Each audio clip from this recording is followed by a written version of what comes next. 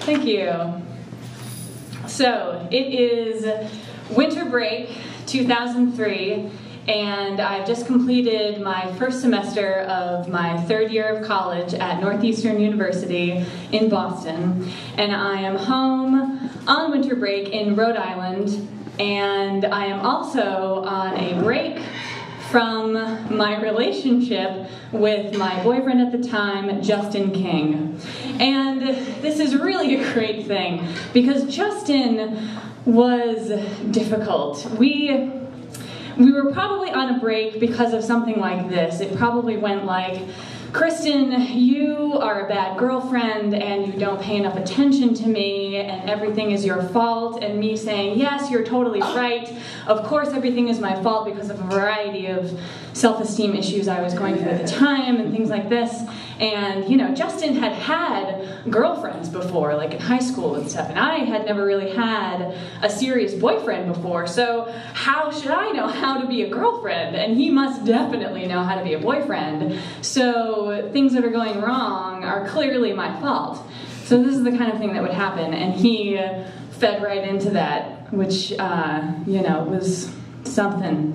It was something. Things, and yeah, the possessive thing was a big thing. So we would be at like parties with all of our friends and having a good time, and he would get upset that I wasn't paying enough attention to him, and he'd like make passive-aggressive comments and kind of like fake slap me, but actually be slapping me, and like pour a beer on my head, and it would be like awesome, really mature stuff like that. So Justin King and I were on a break, and that lovely, immature little jerk of a boy, and I was like not thinking about school. I'm at home. Holiday times are like really positive, happy times with my family, so that was great. And so over winter break, I had plans to go on a trip to go skiing with a fairly new friend of mine,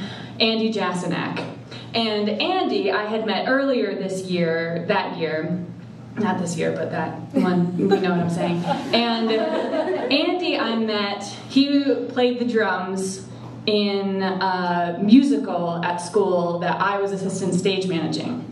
So Andy is this like kind of cute, redhead, quirky, kind of awkward, indie rock nerd musician type, which is like checking off all of my boxes and that kind of thing. And he's like a nice person. And he's like, so we were becoming friends, just getting to know each other. It's very innocent and all that at first. And we can see where this is going. And so Andy and I are becoming friends, and it's great. He's a cool person, he has cool friends, and you know, it's college and we're meeting people, etc., etc. So over the course of the year, we're getting closer and hanging out more and stuff, and it's kind of becoming kind of clear that Andy has a thing for me, but I'm kind of in this horrible relationship with this horrible boy, and you know, now we're on break, and it's winter break, and Andy's family has a timeshare, like condo something at Loon Mountain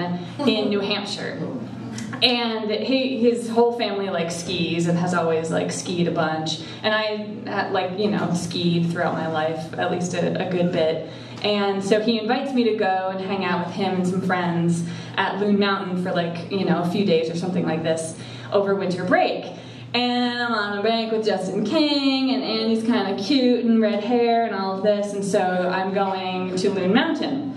So Andy's from Connecticut, and Connecticut and Rhode Island are like one of the, you know, Rhode Island's the smallest state. Connecticut's super tiny, they're right next to each other, so anyway, it's a very convenient like trip. So Andy comes in his Jeep Wrangler and picks me up in Rhode Island, and it's him and his friend Ian, who's this like, you know, soft-spoken, funny, small dude, and they're like friends forever from like elementary school, and it's very fun and funny, and they have all these inside jokes, and I'm like in the Wrangler, and I'm like, yeah, I'm skiing. And so we go to Loon Mountain, and so the plan is that we're going to, before we go to Loon, he'll pick me up in Rhode Island, we'll head up to Boston, and we'll like break into his dorm. I don't know, because in retrospect, I think you have to like plan these things out if you're going to access your dorm over winter break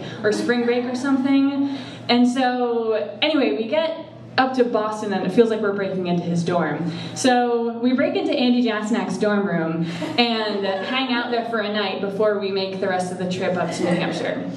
And we like start drinking immediately, and we're drinking and like having a fun time, and Andy and I are flirting, and I'm like, oh, you're like a nice person, and you're being nice to me, and you like me, and I had no idea this was possible. And so we're, you know, drinking more, as you do in college in a dorm, and so, you know, Ian kind of passes out and falls asleep, and we're getting like very tired, and so we're like, oh, you know, where are we gonna sleep? I don't know. And we're like in Andy's room, and so we wind up in Andy's bed, which is the top bunk of 2 bunk beds. That's just kind of, yeah, that's that. And so I crawl up into Andy's bed, and we're kind of like making out and stuff, and then I get a phone call from Justin King, and you know, like any idiotic drunk girl, I pick it up. I picked up the phone in Andy's bed when Justin King called me. And he's saying all these things, and I'm drunk, and he's like, oh, you know, I love you, and I'm so excited to see you again. I've been thinking about you and us so much, and I want us to be together and for this to work. And I'm like so confused emotionally, and I'm drunk, and I'm like, yeah, like, maybe if we make this work, you know, maybe it'll prove something about me being a good girlfriend or something like this. And, you know, it's just this very confused justification process. And so he's like, I love you, and I'm like, I love you too. And I didn't mean that. I didn't mean it at all. And so we get off the phone, and I crawl back up to the top bunk with Andy. And I mean, I think we were like both passing out at that point. So it was like, yeah, I felt weird about like doing stuff with him after this talk. And so we just kind of fall asleep. And we wanted to get to sleep early so that we could get back on the road and go skiing in Loon. And so we got up as early as we can, and I'm fucking a mess. I'm hungover as shit, and I can barely like keep it together. And we make the rest of the trip from Boston to New Hampshire, and I'm just like emotionally and physically like that, and I'm trying to figure out like that's my life, and like Andy or Justin, and I'm trying not to puke. And so we get to Loon Mountain, and I managed to like ski some. I still don't know how I like managed to do that. And like Andy and Ian are like going down the slopes like super fast, and I'm okay at skiing, and I'm like not that great when I'm really hungover, and so I was pretty slow. Anyway, so we ski and stuff, and then that night we like go to bed, and it's like I'm just like so silent and not saying hardly anything to Andy, and just trying to like get through this and figure out what the fuck's going on in my brains with these boys. And so we get through the whole skiing time, we stay over that night, and we leave the next day. I did wind up over the course of maybe like within the next week or so, I did call Andy, because I mean this whole time it had been very awkward, and I never like talked to him about the fact that I had this strange conversation with Justin King and that I was confused about these things. I was probably just like super awkward and silent all the time. So I did end up calling him later and being like, hey, like I'm really confused, I don't know what's going on, like I really like you, but this is Justin King, and I don't know whose girlfriend I should be. And like really serious problems like that.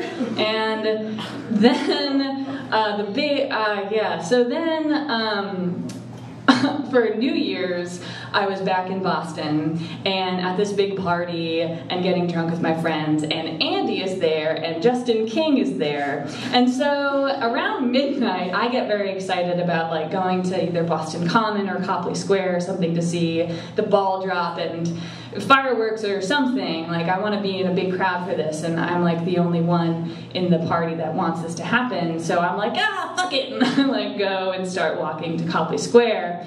And Justin and Andy both follow me there. And so my New Year's Eve midnight ball drop moment was like me and Justin, or I think Andy was standing here with his back to me. We're like looking at the ball drop, and Justin is behind me with his hands on my shoulders, and I was like, Happy New Year! So I wound up being able to manage being good friends with Andy, which he's just a fantastic person, and I called it off with Justin months later, which is great. And that was an awkward holiday time. Thank you.